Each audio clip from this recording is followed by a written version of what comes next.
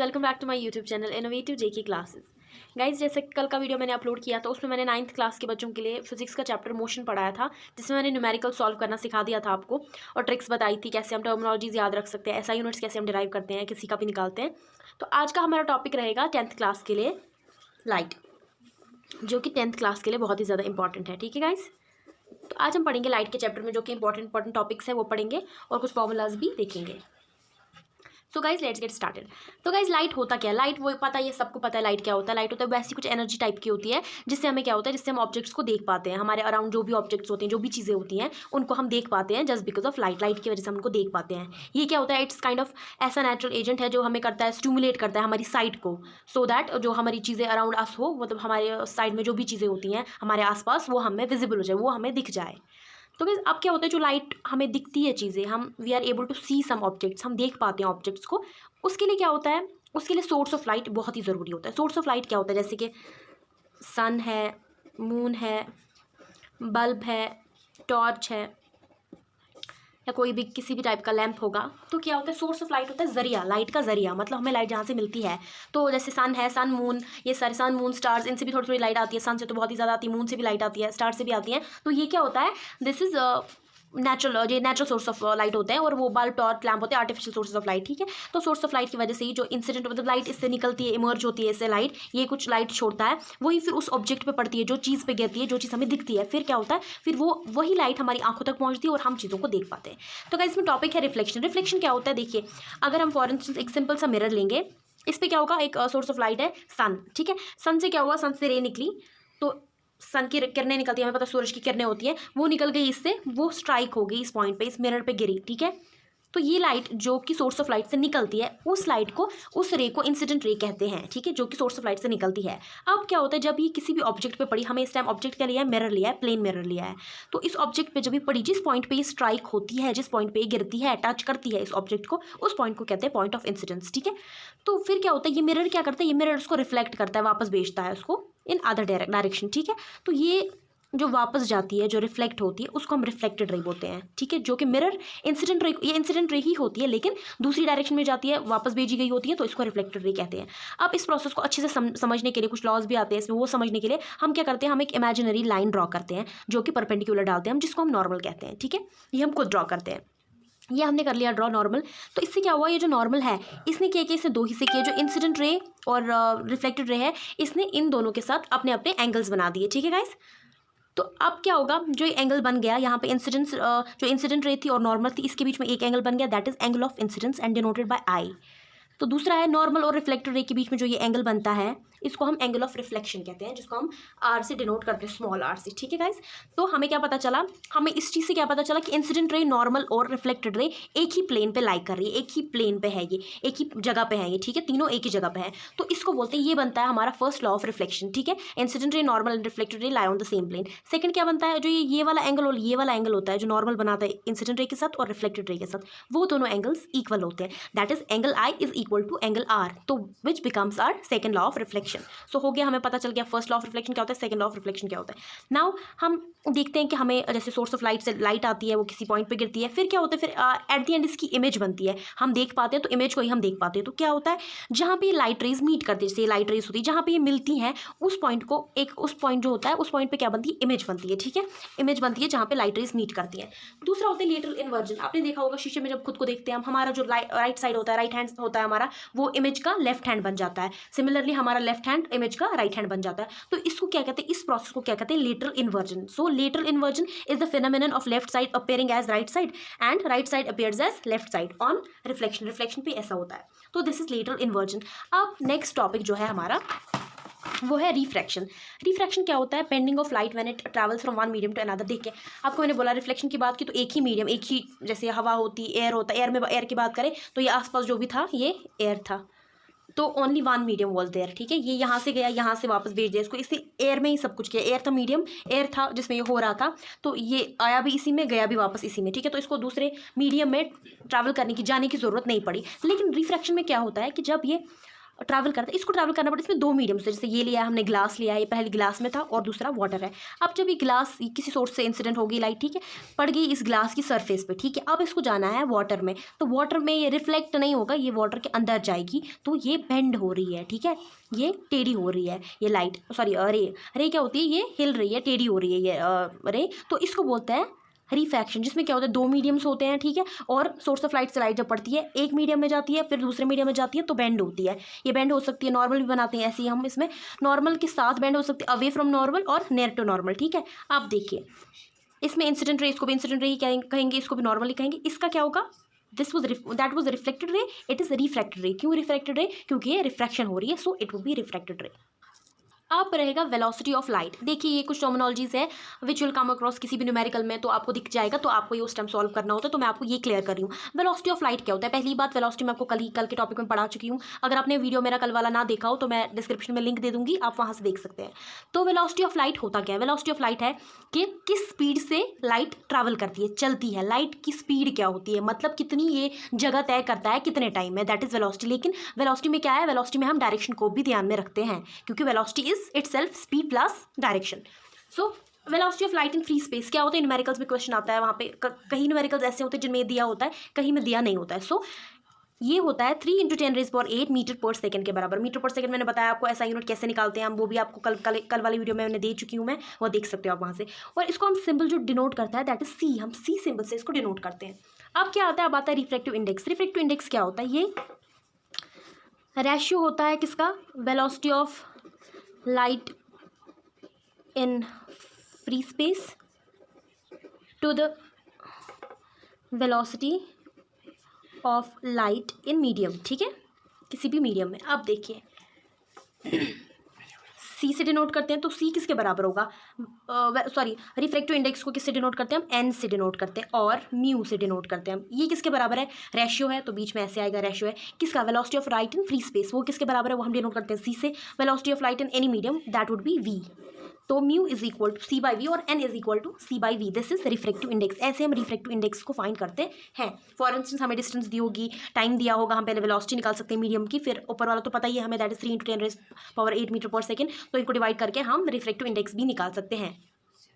अब हम पढ़ेंगे नेक्स्ट टॉपिक जो रहता है that is spherical mirrors. Spherical mirrors हम पढ़ते हैं, हमें पता है पहली बात मिरर होता क्या, मिरर क्या होता है, मिरर वन सरफेस का होता है जो विच रिफ्लेक्ट्स लाइट, जो लाइट को रिफ्लेक्ट करता है, ये एक ही सरफेस का बना होता है, ठीक है। मिरर का जो होता है एक ही सरफेस होती है जिससे रिफ्लेक्ट होती है लाइट, तो और ये क्या करता है, ये इसमें रिफ्लेक्शन होती है, रिफ्रैक्शन मिरर में नहीं होती है। और वन मोर थिंग, ये ओबे करता है लॉज ऑफ रिफ्लेक्शन, ठीक है। This is something about mirror, mirror की कैरेक्टरिस्टिक्स है, how you can define a mirror. अगर क्वेश्चन आ गया छोटा सा, डिफाइन मिरर एंड लेंस, ऐसे उसमें मिरर का लिख सकते हो आप। तो लेंस का भी मैं बता देती हूँ। लेंस क्या होता है, ये टू सरफेसेस का होता है, टू सरफेस्ड ऑब्जेक्ट होता है। तो इसमें क्या होता है, इसमें रिफ्रैक्शन होती है। रिफ्रैक्शन क्यों होती है, दो सरफेसेस है तो दो मीडियम्स भी रख सकते हैं, ठीक है, दोनों साइड से रिफ्रैक्ट कर सकता है, तो दोनों साइड से रिफ्रैक्शन ही होती है, और ये फॉलो करेगा लॉज ऑफ रिफ्रैक्शन, ठीक है गाइस। अब स्फेरिकल मिरर्स की बात है, तो स्फेरिकल मिरर होता क्या है, इसको हम सिंपली पहले एक स्फेयर बनाएंगे, ठीक है, इसको बीच में से कट कर लेते हैं। अब देखिए हमें क्या मिला, एक ऐसा वाला पोर्शन, एक ऐसा वाला पोर्शन, ठीक है। इसको हम अंदर से पॉलिश कर लेते हैं और इसको बाहर से, ठीक है गाइस। हमने एक साइड को बाहर से कर लिया, दूसरी साइड को अंदर से पॉलिश कर लिया। अब जो ये होता है, ये इसका क्या है, इसका इनर साइड पॉलिश है, दैट मीन रिफ्लेक्टिंग सरफेस कौन सी होगी, ये वाली, this would be the reflecting surface, ये वाली, ठीक है, रिफ्लेक्टिंग सरफेस होगी। रिफ्लेक्टिंग सरफेस इसकी आउटवर्ड्स होगी, और यहाँ पे क्या होगा, रिफ्लेक्टिंग सरफेस ये वाली होगी, इनवर्ड्स होगी, इनवर्ड्स, और यहाँ पे आउटवर्ड्स। तो जहाँ पे रिफ्लेक्टिंग सरफेस आउटवर्ड्स होती है, उस टाइप का मिरर जो होता है उसको कन्वेक्स मिरर कहते हैं। और जो जिसका रिफ्लेक्टिंग साइड अंदर से होता है, इनर साइड से होता है, जहाँ से अंदर से रिफ्लेक्शन होगी इसकी, ठीक है, तो इस मिरर को बोलेंगे कनकेव मिरर, ठीक है guys. This is convex mirror. Concave आप ये ऐसे भी याद रख सकते हो कि जिसका अंदर से केव गुफा होती है, एक गुफा के अंदर, गुफा को हम केव बोलते हैं इंग्लिश में, गुफा के अंदर जब जाते हैं ऐसे यहाँ से जाते हैं तो ये गुफा जैसी बनी है अंदर जाने के लिए, तो केव है ना, तो केव कनकेव मिरर होगा क्योंकि रिफ्लेक्टिंग साइड केव साइड से, तो इट वुड बी कनकेव। जहाँ का बाहर से होगा बल्जर साइड जो होगा, जो इसका बाहर निकला हुआ साइड होगा, तो वो अगर ये होगा रिफ्लेक्टिंग सरफेस होगा, then it would be convex mirror. अब हमने स्फेरिकल मिरर बनाया, कौन सा वाला बनाया, कनकेव बनाया ये अंदर से। आप देखिए ये, इसको हम अगर ऐसे एक्सटेंड करके देखेंगे तो ये पार्ट ऑफ स्फेयर ही है, स्फेयर ही है, पार्ट ऑफ स्फेयर है। तो स्फेरिकल मिरर क्या हुआ, स्फेरिकल मिरर जो होता है, स्फेरिकल मिरर जो होता है वो स्फेयर का एक पीस होता है, कट पीस होता है, किसका, स्फेयर का, ठीक है। अब देखिए कुछ टर्मिनोलॉजीज होती हैं वो यूज़ होती हैं। पहली बात, यहाँ इसको हम एम नाम रखेंगे, इसका एन नाम रखेंगे, ठीक है। यहाँ से एक स्ट्रेट लाइन बनाते हैं ये जो स्ट्रेट लाइन है, ठीक है। अब देखिए ये करेंगे, ये पॉइंट, अब देखिए इसका सेंटर होगा, इस स्फेयर का सेंटर होगा, वो कहाँ पे होगा, यहाँ पे सेंटर वुड बी सी। तो अब ये वाला जो है, ये यहाँ पे भी इसी का भी सेंटर हो गया, इसके साथ मिल गया तो इसका भी ये इसका सेंटर होगा, किसका सेंटर होगा, रिफ्लेक्टिंग सरफेस का सेंटर, तो इसको नाम रखेंगे हम पी, ठीक है। जो ये रिफ्लेक्टिंग सरफेस का सेंटर पॉइंट होता है इसको हम बोलते हैं पोल, ठीक है। और जो ये सेंटर होता है स्फेयर का, जिसका ये पार्ट होता है, इसका सेंटर होता है, इसको बोलते हैं सेंटर ऑफ कर्वेचर, ठीक है गाइस। ये रहा सेंटर ऑफ कर्वेचर। अब क्या है, अब एक ऐसी लाइन, स्ट्रेट लाइन पास हो रही है सेंटर ऑफ कर्वेचर में से और पोल में से, इस लाइन को बोलेंगे हम प्रिंसिपल एक्सिस, ठीक है, इसको प्रिंसिपल एक्सिस बोलेंगे हम। अब क्या है, पोल भी हो गया, सेंटर ऑफ कर्वेचर भी हो गया, प्रिंसिपल एक्सिस भी हो गया। अब देखिए, अब सी से लेकर पी तक जो डिस्टेंस है वो क्या हुआ, वो स्फेयर का रेडियस है कि नहीं, ये सारा डायमीटर और ये स्फेयर का रेडियस, तो इसको क्या बोलेंगे, सी से पी तक जो डिस्टेंस है जो कि रेडियस माना जाता है इस स्फेयर का, जिसका कि ये पार्ट है मिरर, तो उसको बोलेंगे रेडियस ऑफ कर्वेचर, ठीक है गाइस, रेडियस ऑफ कर्वेचर। अब देखिए मैं एक फिर से ऐसा ही मिरर बना लेती हूँ, ये पता ही आपको कि बाहर से इसका पॉलिश सरफेस है, ये बनाई हमने प्रिंसिपल एक्सिस, ये है pole, this is centre of curvature, ठीक है। अब देखिए, अब कोई रे आ रही है, इंसिडेंट रे आती है, परलर मतलब वो दो लाइंस को परलर कहा जाता है जो कभी मीट ना, अगर कितना भी इनको खींचे तो ये कहीं पे भी जुड़ेंगी नहीं, कहीं पे भी नहीं मिलेंगी, ठीक है, तो ये परलर लाइन होगी। अगर परलर कोई एक लाइन आ रही है, स्ट्रेट लाइन आ रही है, परलर लाइन आ रही है, इंसिडेंट हो रही है किस पे, किस रे पे, सॉरी ये रे आ रही है, इंसिडेंट रे किसी भी सोर्स से आ रही है, तो ये यहाँ पे स्ट्राइक होगी, ठीक है। अब इसका ये रिफ्लेक्शन होगा, ये ऐसे रिफ्लेक्ट होगी, ठीक है। लेकिन अब हमें इसका नॉर्मल बनाना है, तो वैसे तो मैंने प्लेन मिरर का नॉर्मल आपको बताया था कैसे बनाना है, लेकिन इसका कैसे बनाते हैं। जब भी किसी स्फेयर का एक नॉर्मल बनाना होता है तब क्या करते हैं, जिस पॉइंट पे भी स्फेयर का नॉर्मल बनाना हो उस पॉइंट को क्या करेंगे, उस पॉइंट को सेंटर में से पास करेंगे या सेंटर से ज्वाइन करेंगे, तो ये वाला जो होगा ये होगा नॉर्मल, ठीक है। अब देखिए ये वाली इंसिडेंट रे ये होगी रिफ्लेक्टेड रे। अब अगर यहाँ से और एक लाइन आ रही है, ये यहाँ से इसका ये होगा और ये होगा इसका नॉर्मल, ठीक है। This would be angle I, this would be angle R, similarly इसका एंगल आई, ये इसका एंगल आर, ठीक है। अब देखिए, अब एक पॉइंट आ रहा है जहाँ पे ये इंसिडेंट रे जो पैरेलल लाइंस आ रही हैं वो मीट हो रही है इस पॉइंट पे, इस पॉइंट को नाम रखेंगे हम एफ। एफ क्या होता है, F is focus point, focus point या हम इसको बोल सकते हैं प्रिंसिपल फोकस, ठीक है।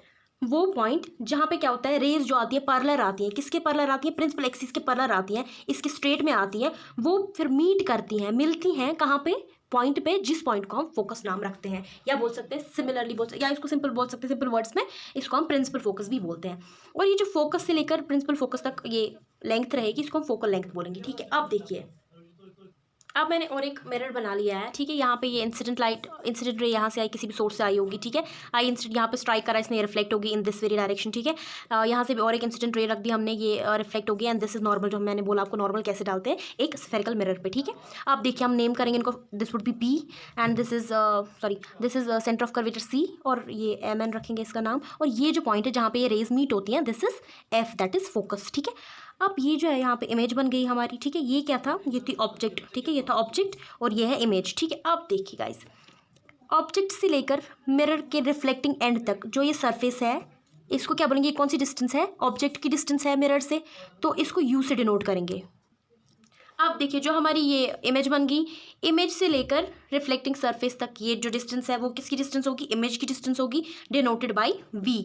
ये ऑब्जेक्ट डिस्टेंस को हम यू से डिनोट करते हैं, that is U is object distance and V is image distance. ठीक है, अब इससे क्या निकलेगा, इससे हमें एक फॉर्मूला बनती है जो कि हम यूज़ करते हैं, that is most important formula, that is mirror formula. ठीक है, मिरर फॉर्मूला क्या होती है, ये होता है 1/f is equal to 1/u plus 1/v।